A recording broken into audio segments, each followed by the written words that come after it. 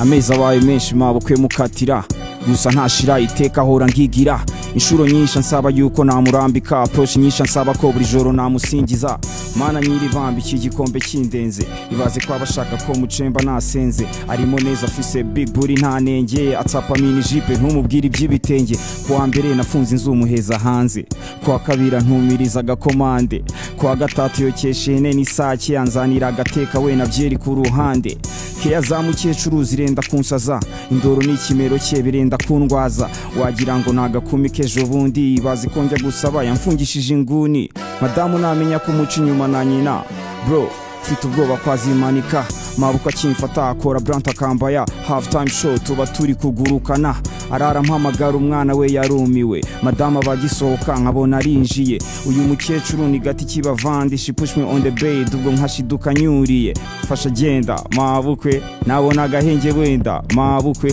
ndikugusaba nkwinginga mvira ha urugo rwanjye tarusenya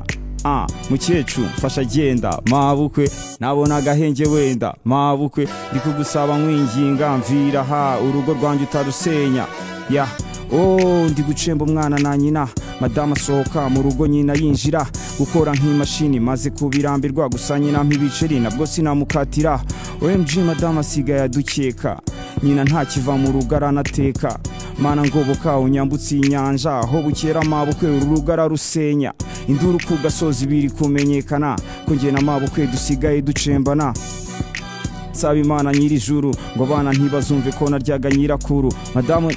mushinyuma na nyina bro mfite ubwoba kwazimanika mabuka kimfata akora branta kambaya half time show tuba turi kugurukana arara mpamagara umwana we yarumiwe madama bagisohoka nkabona arinjiye uyu mukecuru ni gati kibavandi she push me on the bed ubwo nkashiduka nyuriye mukecuru mfasha genda mabukwe nabona agahenge wenda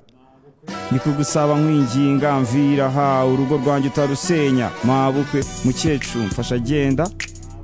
nabona agahenge wenda mabukwe ndikugusaba nkwinginga mvira ha urugo rwanjye tarusenya mabukwe bamwita Zaki akubwira ati mana nyagasani mfasha ibi bintu bimveho kandi koko bikuveho imana ibikurinde my bro. I wish all the best ndakwifuriza komeza gutera imbere.